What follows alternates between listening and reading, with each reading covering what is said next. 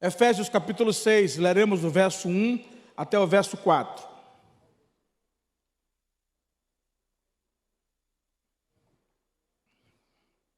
Efésios 6, de 1 a 4.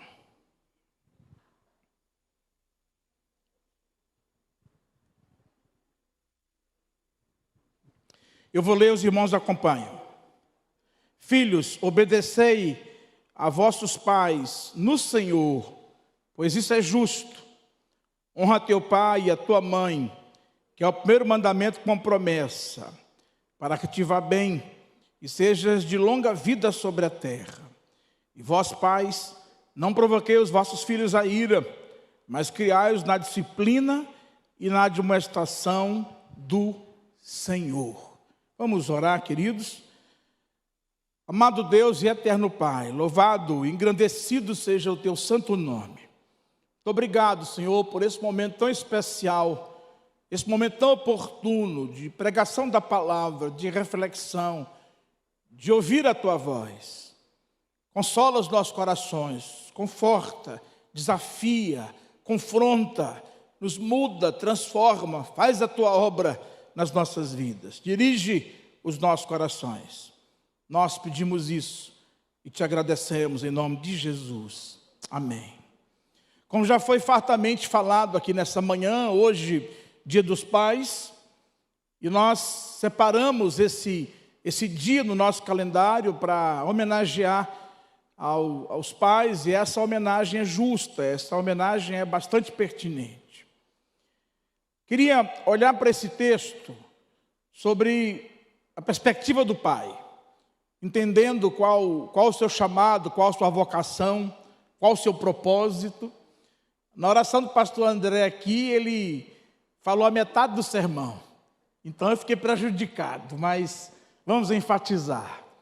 A verdade, queridos irmãos, é que quando nós olhamos para esse texto, nós nos deparamos com uma curiosidade gramatical da língua grega, bem interessante, que passa desapercebida a olho nu, a olho mais desatento, ou mesmo aos olhos daqueles que não têm qualquer relação com o grego, com as línguas originais. O apóstolo Paulo usa 2 vezes, no texto que lemos, os 4 versos, a palavra pais. Entretanto, ele o faz de forma distinta. No primeiro verso, filhos, obedecei aos vossos pais. O apóstolo Paulo usa uma palavra grega chamada gones. E todas as vezes que o Novo Testamento quer se referir a pai e mãe, por exemplo, ao pastor André e a Juliana, então a palavra será gones, o homem e a mulher. E é isso que Paulo está falando no verso 1. Filhos, obedecei aos vossos pais, obedeça ao seu pai e obedeça à sua mãe, porque isso é bom, porque isso é agradável, porque esta é a vontade de Deus. Entretanto, quando Paulo utiliza a palavra pais no verso 4, ele não usa mais o termo gones, ele usa um outro termo, e aqui ele usa o termo pateris, que é o plural de pater. E aí Paulo não está mais se referindo ao pai e à mãe. Paulo agora está se referindo apenas aos homens, apenas aos machos, apenas aos pais. A nossa grande dificuldade é porque no português, a palavra pais, ela tanto significa pai e mãe, como mencionei, Juliana e pastor André, como também significa o plural de pais.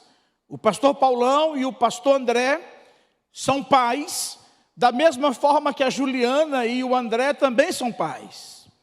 Então, no grego há uma diferença, há uma distinção. No português, não. De modo que, quando Paulo está dizendo que os filhos devem obedecer, devem honrar, devem tratar no Senhor, porque é justo, está se referindo tanto ao pai quanto à mãe. Agora, no verso 4, quando Paulo fala que os pais não devem provocar os filhos à ira, mas devem criá-los na disciplina e na admoestação do Senhor. Essa é uma menção relacionada aos homens, aqueles que estão sendo homenageados hoje aqui, nesta manhã. Então, é muito importante, queridos, nós termos isso em mente, para entendermos de maneira preliminar que há um chamado, há uma vocação, há algo muito especial que Deus estabelece para a figura do homem, para a figura do pai. Perceba, queridos irmãos, que quando Adão peca e Eva peca, quando eles pecam no jardim do Éden, Deus vai requerer a responsabilidade não de Eva ou da serpente inicialmente, mas de Adão. Porque Adão era o cabeça, Adão era o representante federal. Adão era aquele que tinha a responsabilidade de conduzir, direcionar e caminhar com a sua família. Era Adão que tinha que proteger Eva. Era Adão que tinha que estar ao lado de Eva. Existe um livro muito interessante, eu recomendo. Livro cujo título é Onde estava Adão quando Eva pecou? Porque o papel de Adão era ser suporte de Eva. Quando a serpente estava assediando Eva, Adão devia estar lá, combatendo contra a serpente, contrariando, contra-argumentando a serpente, e sendo o homem de Deus, protegendo a sua mulher. Mas ele não está, ele se omite, ele some, ele desaparece, e Eva fica suscetível, vulnerável àquela ação, aquela intervenção da serpente sobre ela, e acontece o que aconteceu, como todos nós sabemos. O fato, queridos irmãos, é que o homem é chamado para um papel proeminente. O pai é chamado para um papel espetacular, à luz da palavra de Deus. Entretanto, lamentavelmente, a maioria dos nossos homens, inclusive dentro da igreja, acreditam que a paternidade se restringe ao papel de pagar as contas e colocar comida na mesa. Quantos pais, queridos irmãos, dentro da igreja, têm dito que a responsabilidade de educar os filhos é da mãe, têm dito que a responsabilidade de cuidar das crianças é das mães, e que o papel deles é apenas trabalhar para colocar comida em casa. Isso não é verdade, isso não tem base bíblica. E se você um dia pensou assim, ou se você foi criado assim, é hora de você parar, dar um basta nessa caminhada e mudar a sua vida em nome de Jesus. O pai, queridos irmãos, é chamado, como disse o pastor André, profeticamente na sua oração aqui, o pai é chamado para cuidar, para amar, para albergar, para estar presente, para ladear, para orientar, para requerer.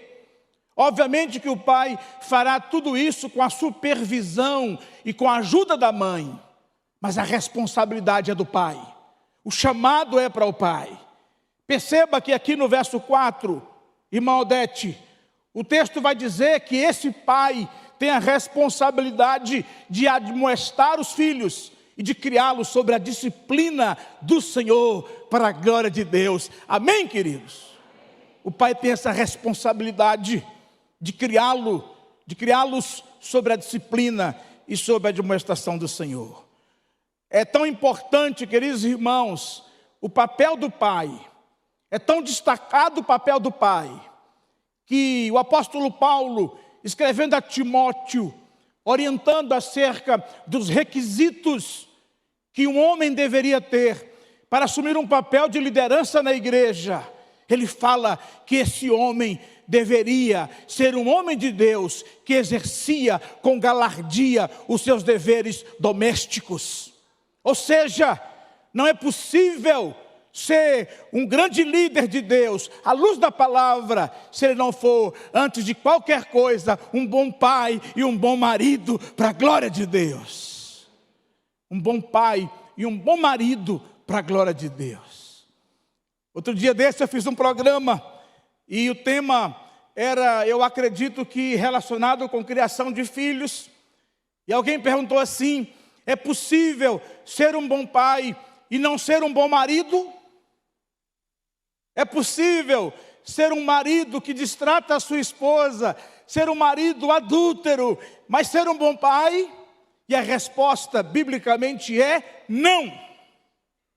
Porque o principal legado, ou um dos principais legados, que o pai deixará para o filho, é o cuidado que esse filho deverá ter com a sua esposa no futuro. E sabe onde ele vai aprender isso? Dentro de casa. Vendo como o pai trata a mãe, vendo como ele se dedica a ela, vendo como ele a protege, como ele a pastoreia, como ele a exorta, como ele a orienta. O exemplo que o pai vai dar, queridos irmãos, no seu trato relacional com a sua esposa, será fundamental, a fim de que o filho aprenda no futuro a ser um marido e a ser um pai que teme ao Senhor para a glória de Jesus. O reverendo Hernandes Dias Lopes, falando sobre esse tema, queridos irmãos, ele fala uma coisa muito interessante. Ele diz assim, deixa eu abrir aqui, frequentemente se pensa, não o reverendo Hernandes, aqui o reverendo Augustus, frequentemente se pensa que é tarefa das mães criar os filhos. Muitos maridos entregam essa responsabilidade totalmente na mão das esposas. Omitem-se, esquivam-se, desculpam-se, dizendo que a tarefa deles é ganhar o pão de cada dia e o da mãe é criar os filhos. A omissão dos pais na criação dos filhos acaba por trazer consequências para as crianças que crescem sem um pai presente, sem um modelo de masculinidade que possa ser imitado. O reverendo Augusto está nos dizendo aquilo que nós sabemos de alguma forma, a importância da presença do pai na construção do caráter dos seus filhos. Agora, presta atenção no que eu vou lhe dizer. Durante muito tempo se achou que a importância do pai no seio familiar seria para a construção da masculinidade dos filhos, dos meninos. E isso, conquanto seja verdade, é uma verdade parcial. Sabe por quê, queridos? Porque quando o homem é um homem íntegro, é um homem honesto, é um homem púdico, é um homem autêntico, é um servo de Deus que leva Deus a sério, o menino vai olhar para ele e vai enxergá-lo como um herói. E vai enxergá-lo como aquele que ele tem desejo de, quando for grande, quando for adulto, imitar. E você perguntará para o menino, o que é que você quer ser quando crescer? E ele vai dizer, eu quero ser como o papai, porque ele é o meu herói.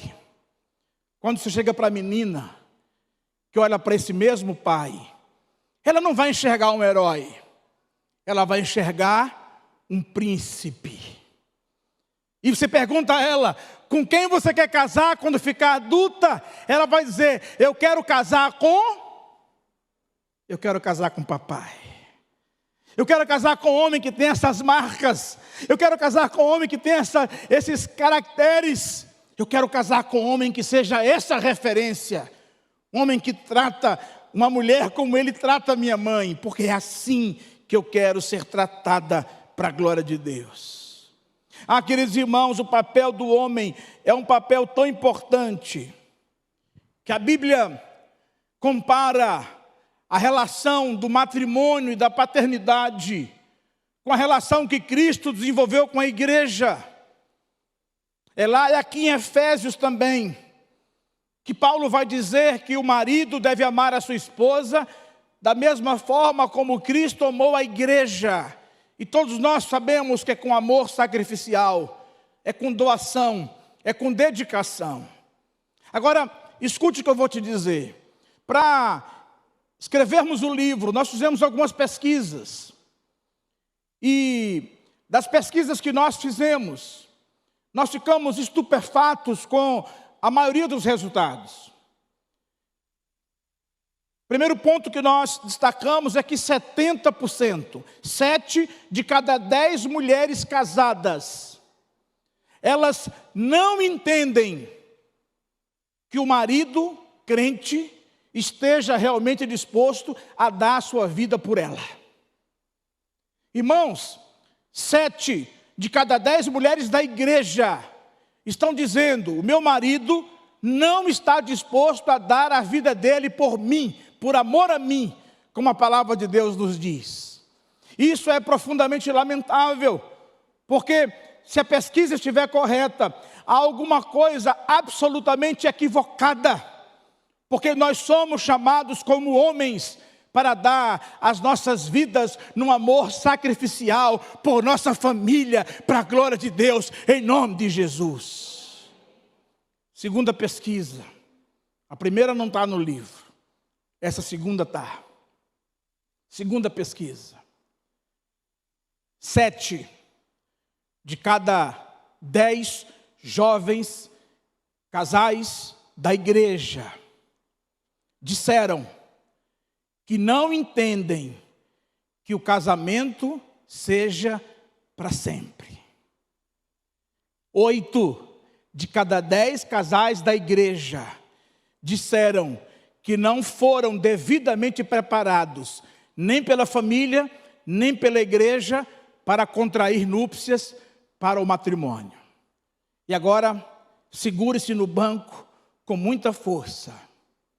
6 de cada 10 jovens casais entrevistados disseram que não vê nenhum problema em divorciar-se do seu cônjuge, caso isso seja necessário.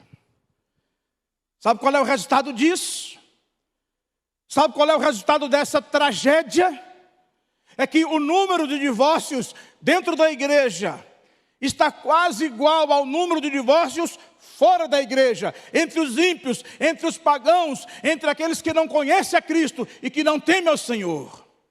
Queridos, o casamento não é um sacramento, como ensinam os católicos romanos, mas o casamento é para sempre.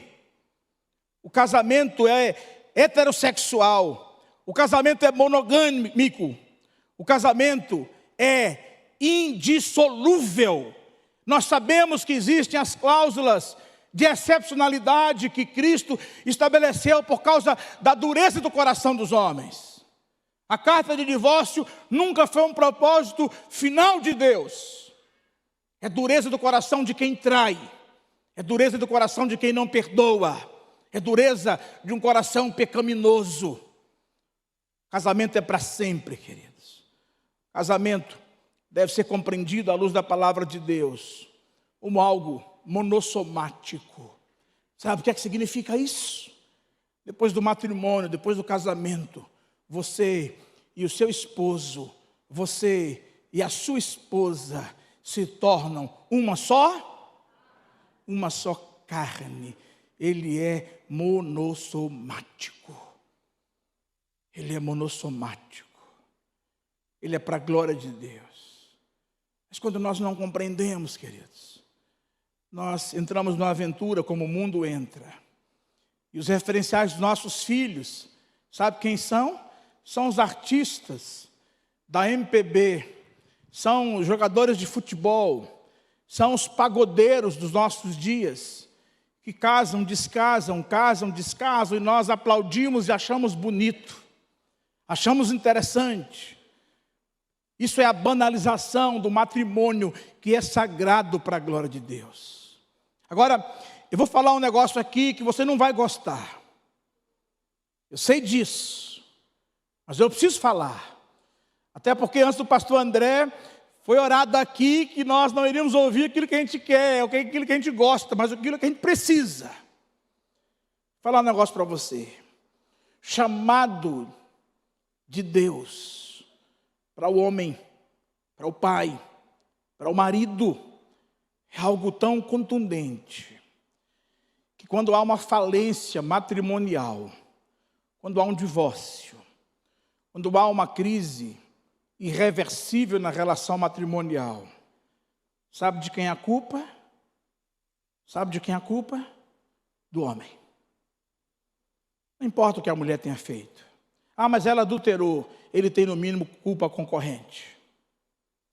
Foi Eva que foi assediada pela serpente, mas foi Adão que pagou o preço.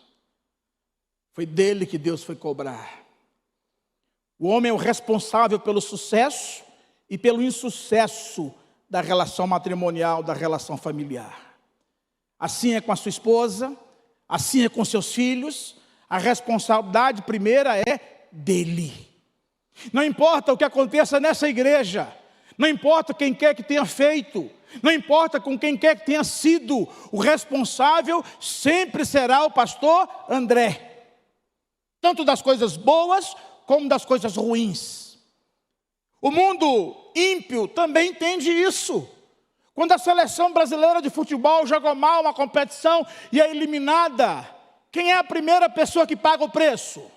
O técnico, o comandante, aquele que está à frente. Mas não foi ele que perdeu o gol, não foi ele que foi expulso, não foi ele que fez o pênalti, mas é ele que paga, porque ele é o líder, ele é o cabeça, ele é o comandante.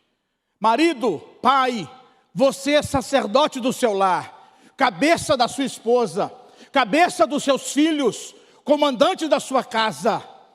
Antes do pastor André ser o pastor da sua esposa, antes do pastor André ser o pastor dos seus filhos, você deve ser o pastor da sua casa, em nome de Jesus. Amém, queridos? Você precisa ser o pastor da sua casa, em nome de Jesus. Criar os filhos na admoestação e na disciplina do Senhor, queridos, tem a ver com a compreensão da necessidade de impor limites dentro de casa. Quem manda na casa é o sacerdote, mas não é um mandar autoritário, cuja esposa será uma subserviente, não é um mandar despótico, cujos filhos não terão oportunidade de se manifestar, não. Essa é uma deturpação do chamado masculino, porque o mundo faz assim. Numa vertente vai estar o feminismo, e aí os homens começam agora, desculpe, nada diretamente com ninguém, até porque eu não sei se alguém aqui faz isso. Mas aí os homens começam agora a fazer sobrancelha, a usar batom, a fazer maquiagem, a usar aquelas calças apertadas, coladas no corpo, batendo na altura da batata da perna, da panturrilha. E agora começa a andar numa perspectiva do modelo feminino, do feminismo dos nossos dias, trazendo inclusive essa prática para dentro da igreja.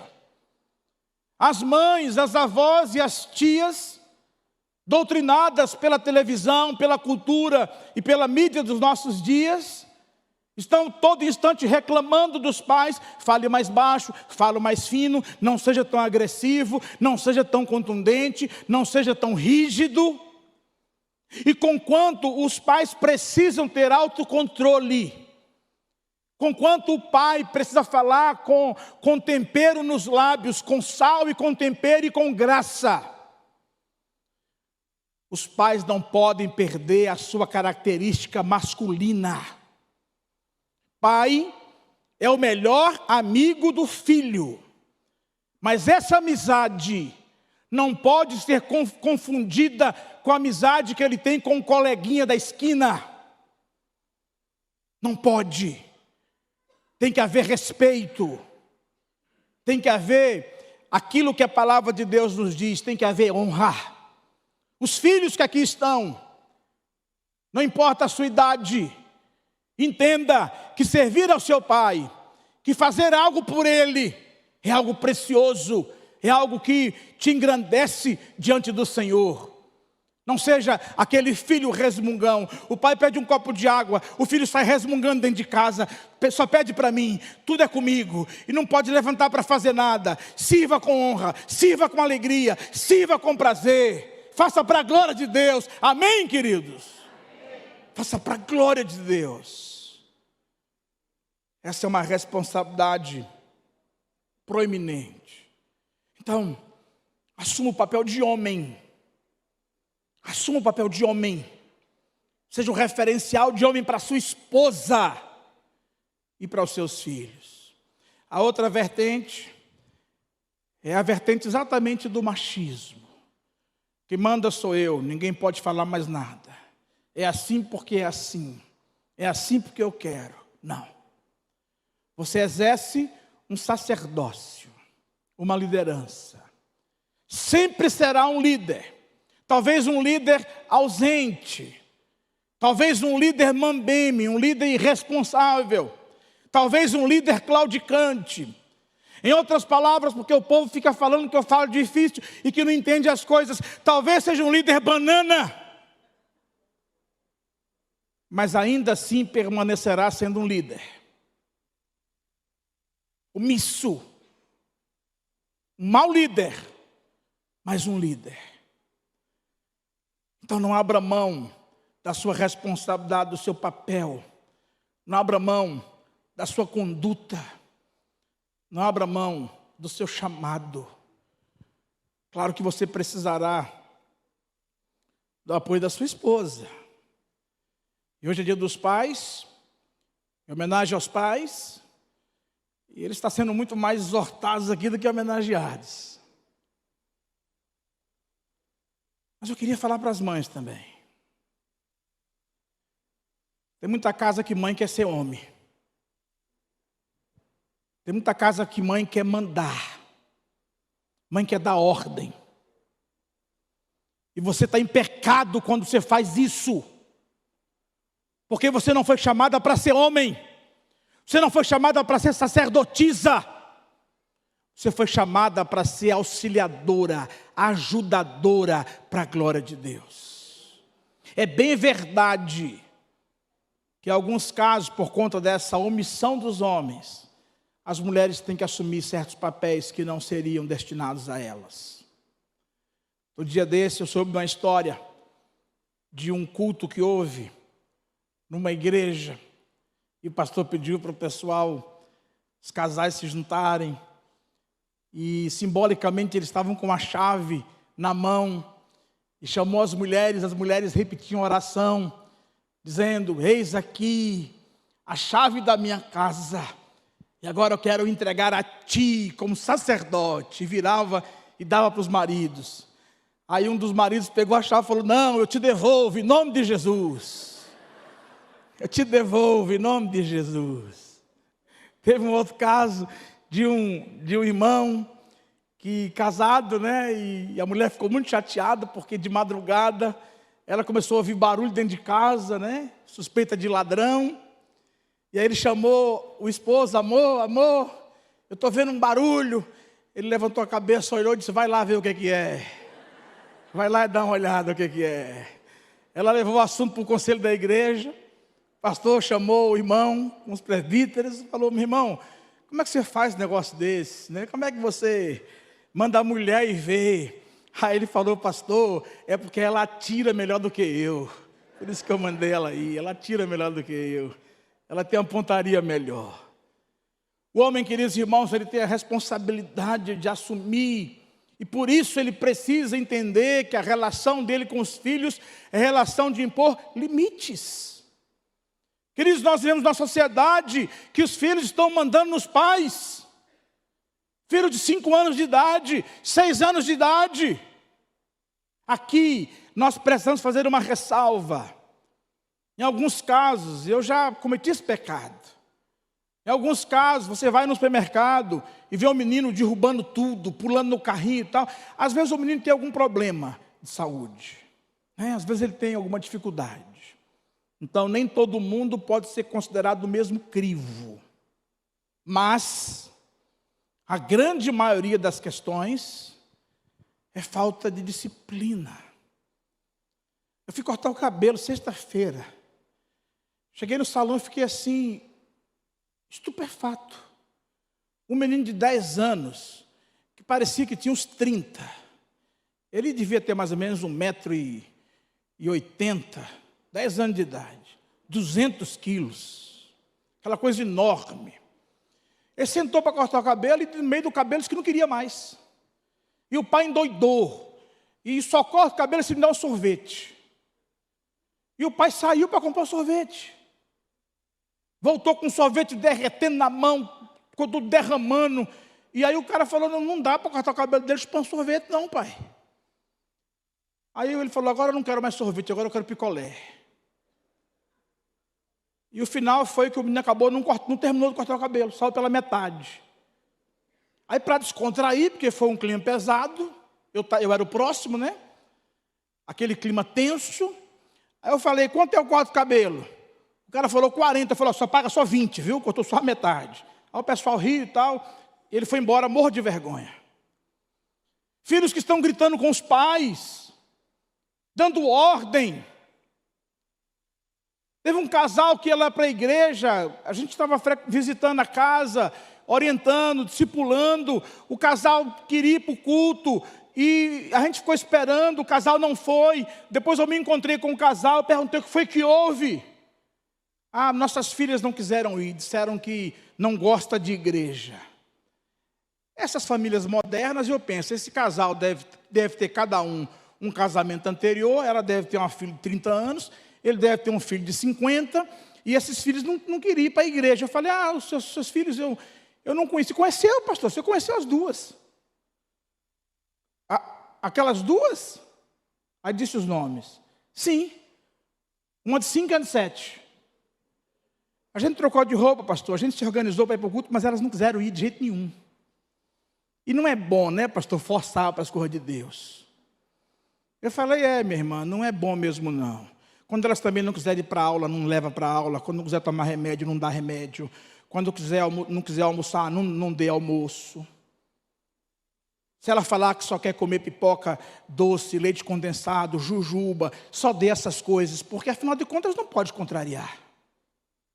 Um absurdo.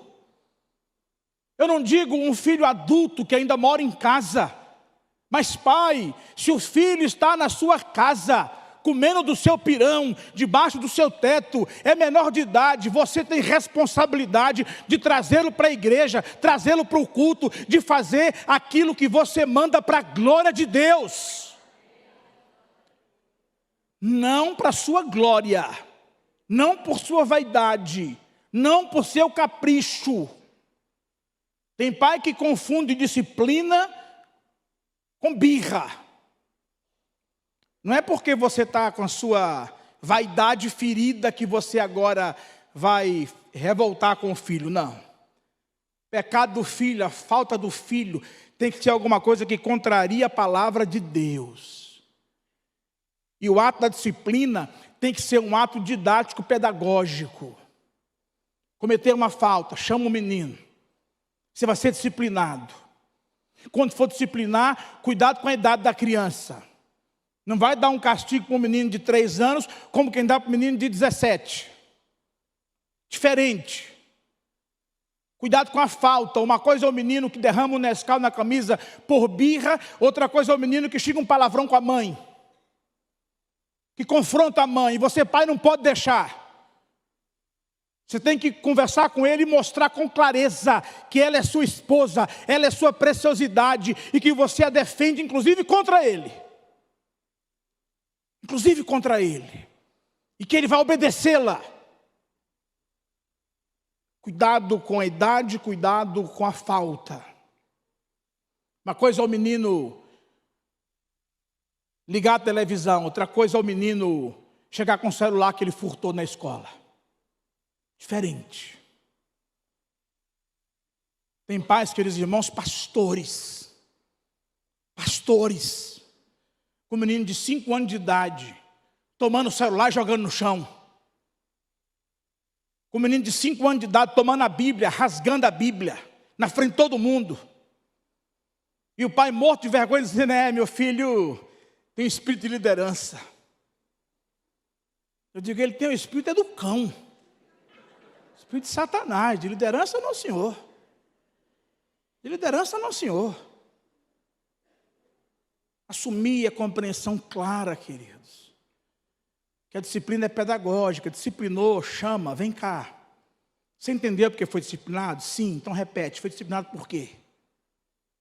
Pronto, repetiu, agora vamos orar, pedir perdão a Deus. Papai te ama. Não sei porque eu fui disciplinado, então repete para ele. Ora e diz, papai te ama. Mães, avós, os avós ficam bravos comigo. Avós, vocês não são pais. Não tire a autoridade do sacerdote do lar em nenhuma hipótese, principalmente na frente da criança. Mãe, nunca tire o filho de castigo que o pai botou, a não ser que ele está matando o menino. Ah, mas ele está errado, chama ele no canto, conversa com ele, explica para ele, mostra para ele a luz da palavra.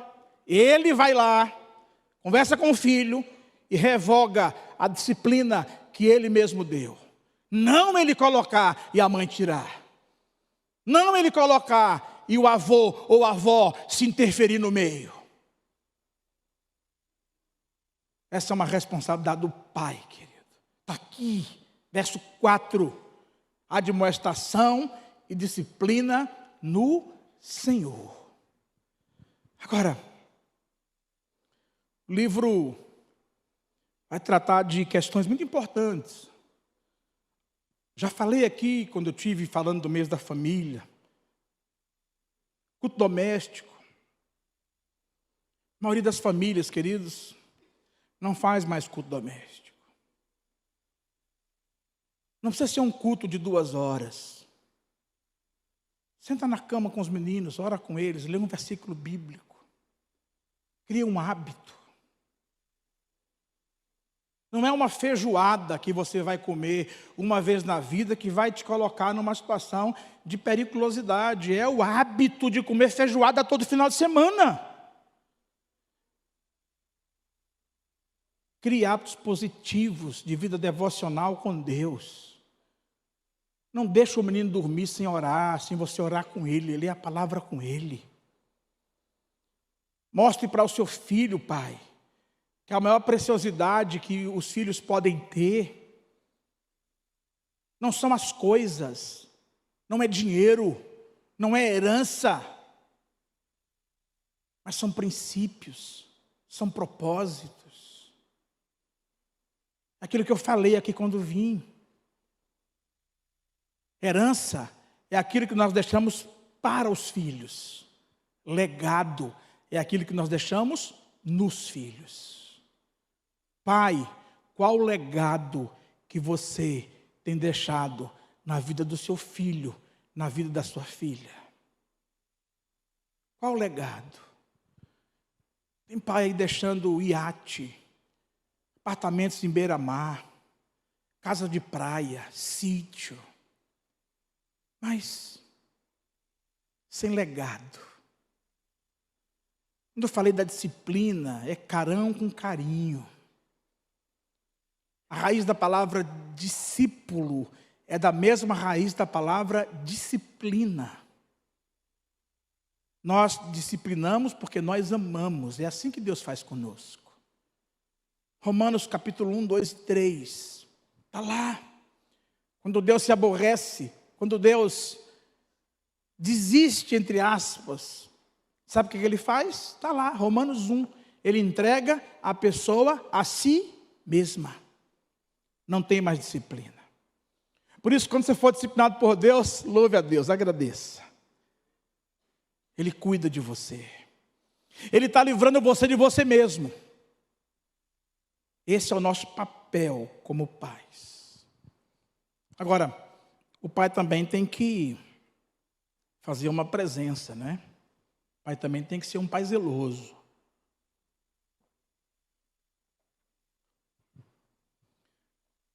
O pai tem que cuidar das esposas. Então, você quer uma esposa que cria uma imagem positiva sua diante dos filhos, porque nos nossos dias a moda é alienação parental, né? Falar mal do pai ou falar mal da mãe. Não é só em casa de casais separados, não. Casais ainda dentro de casa. Disputa, competição. Então, você quer evitar isso? Marido, seja sábio. Cadê os maridos aqui? Levanta a mão. Levanta aí para ver onde eles estão. Amém. Seja sábio. Seja sábio. De vez em quando acordar, surpreenda a sua esposa. Deixa lá um bilhetinho para ela, dizendo que a ama. com uma rosa e com mais R$300. Amém? Deixa lá para ela R$300. Viu? Quem tem 2 filhos assim como o pastor André, deixa 600 para Juliana. Ela merece. Para ir lá no shopping, para ir no salão, para ir ver a unha, as unhas, para se cuidar. E sabe qual é o resultado disso? Uma mulher amorosa, uma mulher afetuosa, né? Vai fazer aquele pudim que fazia quando vocês namoravam, né? Vai estar sempre sorridente dentro de casa. Acabou aquele estresse, acabou aquela agonia. Eu ouvi alguém dizer ali que tem mulher que vai ficar rica, né? Tem mulher que vai ficar rica. A Vanilda vai ficar rica, viu? Vanilda vai ficar rica. Eu fui pregar numa igreja, eu falei isso, né? Só que eu disse que era R$500. Aí ela ficou me cobrando, agora eu diminui para 300, viu? Eu diminui para 300, né? Tive que dar os 500 que eu preguei e falei, né? Não pode ser só teoria. Aí eu agora baixei para 300. Não. Mas ela vai ser amorosa. Eu tenho uma irmã, viu, Paulão? Que ela fala, vocês homens não entendem as mulheres. Mulher, não tem problema de depressão, não existe isso, minha irmã, não existe isso. Resolve isso muito fácil, com cartão de crédito. Dá para a gente cartão de crédito, que ainda passear, andar, e aí a gente vai desaparecer e essa agonia passa. Essa agonia passa. Os homens queridos precisam compreender que o seu chamado é glorioso, o seu chamado é especial. O seu chamado não é fácil. E todos nós carecemos da misericórdia e da graça de Deus. A gente, quando foi escrever o livro para o pai, eu fiz com muito tremor e temor. Meu grande incentivador foi o Paulão, o pastor Paulão. E quando o pastor Paulão falou, algumas repetidas vezes, eu já tinha pensado nisso há muito tempo. Mas faltava, sabe o que, irmãos? A coragem, porque eu sou um pai falho. Eu tenho muitos pecados, muitos erros. E quando eu digo isso no livro, quando eu apresento aqueles princípios, eu apresento para o meu leitor, mas eu apresento para mim mesmo. Tem muita coisa que eu não fiz. Tem muita coisa que eu fiz errado. Tem muita coisa que eu fazia diferente hoje. E eu não tenho vergonha de dizer isso, porque não há pai perfeito, não há família perfeita, perfeito só o nosso Deus, só o nosso Pai eterno, o nosso Abba Pai, e louvado seja Deus por isso. Mas nós precisamos, por isso, de ajuda dos nossos pastores, dos nossos líderes, de literatura dessa natureza que nós escrevemos, para nos dar o suporte, nos dar o apoio, nos dar ideias e nos consolar. Uma das coisas mais graves que existem é a reprodução daquilo que o pastor falou aqui. Você não teve um pai presente, você não teve um pai amoroso, você teve uma péssima experiência com seu pai. Querido, olha para cá. Com o passado, a gente só pode fazer 3 coisas. Primeiro, perdoar. Segundo, pedir perdão. Terceiro, fazer diferente. Eu não sei como foi seu trato em casa. Não sei como foi sua experiência em casa. Não sei o que seu pai representou e representa para você. Se for preciso, peça perdão. Se for necessário, perdoe. Mas seja qual for a situação, faça diferente para a glória de Deus. O meio influencia o homem. Claro que influencia. Mas não influencia ao ponto de torná-lo irreversível. Deus transforma quadros irreversíveis. Deus muda quadros imutáveis. Deus nos faz transpor barreiras intransponíveis, porque Ele é o Deus Todo-Poderoso, Ele é o Deus grandioso, Ele é o Deus que faz todas as coisas, Ele é o Deus que nos ama, Ele é o Deus da família, e Ele nos colocou em família, e nos deu o papel de assumir a representatividade, sabe de quem? De Cristo. Cada casa é um pequeno reino, cujo rei é o sacerdote que Deus colocou lá. Exerça o seu reinado, exerça o seu sacerdócio, exerça a sua paternidade, exerça a sua masculinidade para a glória de Deus. Queria concluir falando ainda de uma coisa muito delicada. A gente sabe que muitos filhos de crentes estão desviados, ou alguns outros não querem compromisso com Deus. Em alguma medida, isso pode ser culpa do pai. O pai que se omitiu, o pai que não pastoreou, o pai que não evangelizou, o pai que não disciplinou, o pai que não foi presente. Então, todas as vezes que acontecer uma situação dessa, a pergunta que o pai deve fazer para si mesmo é: eu fiz tudo aquilo que Deus disse que eu deveria fazer? Se a resposta for sim, meu querido, descanse em paz. Permaneça orando por seu filho, orando por sua filha. Segundo a vontade de Deus e no tempo dele, as coisas haverão de acontecer. Sabe por quê? Porque apesar de tudo que nós possamos fazer como pais, nós não podemos transformar o coração do filho. Não depende de nós. Agora, como disse o reverendo Augusto Nicodemos, nós não temos acesso ao coração do filho, mas nós temos acesso ao coração daquele que tem acesso ao coração do filho. Amém, queridos?